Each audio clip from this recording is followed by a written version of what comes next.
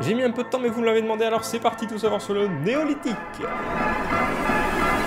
Pour faire simple, le néolithique c'est l'époque de la préhistoire où les hommes deviennent agriculteurs. Ils arrêtent la chasse et la cueillette pour tout produire eux-mêmes, créer des petits villages, et une certaine hiérarchisation sociale va apparaître dans ces villages. Entre les artisans d'un côté qui vont produire les outils et les armes utiles pour le village, et de l'autre les agriculteurs qui eux vont produire toute la nourriture pour nourrir tout le monde. Donc ça change fortement du paléolithique que l'on connaît avant. Alors le néolithique c'est quand? On est toujours dans la préhistoire. Dans l'ordre chronologique on a vu le paléolithique, donc c'est le début de la préhistoire.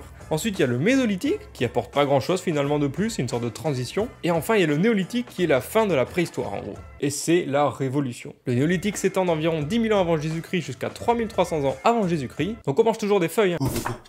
Mais attention, celles-là on les a pas cueillies, on les a produites. Ah ben c'est complètement différent.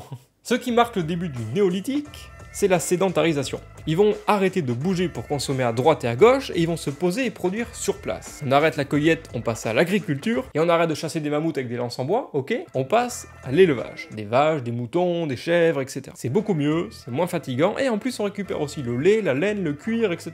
Donc c'est tout bénef. On continue quand même à chasser, hein, mais des plus petits bestiaux, que ce soit des chevreuils, des sangliers, ce genre de trucs, c'est plus facile, c'est moins fatigant. Pour l'agriculture, ils vont surtout commencer à planter et faire pousser des céréales comme le millet, l'orge, le blé ou même le riz suivant les régions, notamment vers la Chine. Les récoltes étant abondantes parfois, ils vont créer des réserves pour stocker le surplus et pouvoir également étaler la consommation dans le temps.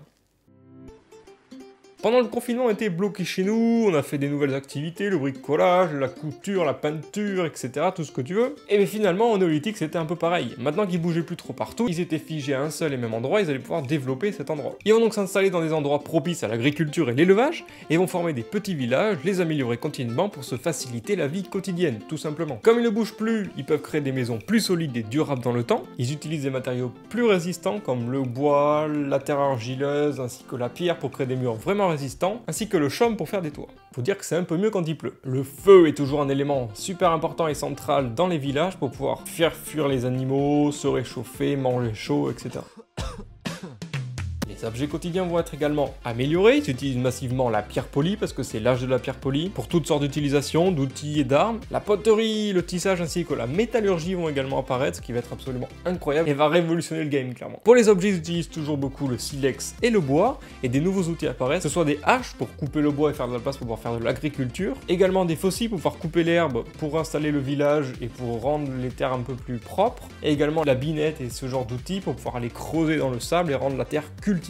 Plein de nouveaux objets vont faire leur apparition, notamment avec le bateau qui va pouvoir pas forcément se déplacer mais pouvoir aller pêcher, ça va être surtout son utilité première au début. Également des sortes de récipients faits en poterie pour pouvoir transporter ou stocker des choses. Et surtout des ustensiles de cuisine et de la vaisselle qui va commencer à être créés en bois, en argile et en pierre pour commencer à manger, faire la cuisine, etc. Alors c'est pas forcément des belles fourchettes, couteaux et tout ce que tu veux avec des beaux verres, tu vois, mais ça commence à être un petit début de quelque chose et c'est toujours mieux que rien, quoi. Les os d'animaux sont aussi utilisés pour pouvoir faire des racloirs ou les têtes des flèches qui sont vraiment costauds et perforantes. Les armes de base vont être également améliorées pour les rendre plus résistantes et plus performantes. Et le tissage également arrive, alors ils vont pas faire des casquettes, des vêtements, etc. Au début, ils vont juste faire des petits trucs de décoration, des choses pour se serrer les cheveux, des petites ceintures, etc. Et les vêtements vont arriver vers la fin du néolithique. Et ils continuent toujours à utiliser beaucoup l'art et les choses pour se différencier les uns des autres, comme les colliers, les bracelets, tout ce qui peuvent se rajouter dessus, pour s'identifier, on va dire. Et comme ça, tout va bien dans le meilleur des mondes. Bien évidemment, tout se passe pas comme ça.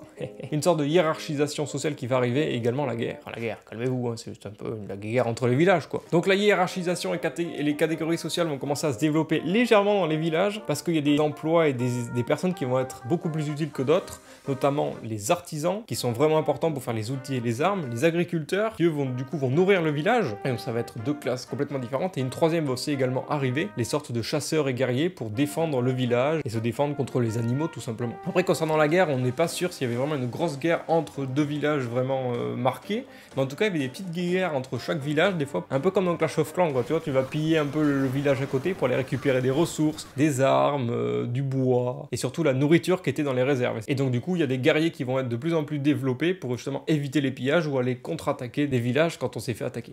Donc finalement, le néolithique, ça marque vraiment un gros changement dans la préhistoire, et c'est pour ça que le néolithique, maintenant, va nous faire quitter la préhistoire, notamment avec l'arrivée de l'écriture. Donc on passe d'un mode de vie vraiment nomade, on va partout, etc. pour manger et chasser. Donc on s'adapte à notre environnement, et maintenant on passe à un niveau beaucoup plus sédentaire, donc c'est l'environnement qui va s'adapter à nous. Nous, on bouge plus, et on va essayer d'adapter l'environnement à notre propre utilisation et notre propre style de vie. Donc on se concentre maintenant sur produire, sur construire des habitations et des logements qui sont durables, des petits villages sympas, avec un petit feu de camp et tout le tralala. C'est le mode de vie sédentaire qu'on connaît aujourd'hui finalement. Voilà, donc j'espère que la vidéo t'a plu, mais évidemment c'est résumé, et je rentre pas dans les détails sur tous les sujets, c'est vulgarisé. Dans la description tu as toutes les sources et tu as plein de trucs à lire si tu veux pour en apprendre beaucoup plus, ou prendre des photos, ou copier-coller le texte, etc. Voilà, n'hésite pas à t'abonner si c'est pas déjà fait, tu peux apprendre plein de trucs sympas sur cette chaîne, c'est rigolo, on s'amuse, et puis voilà, à bientôt pour une prochaine vidéo, salut!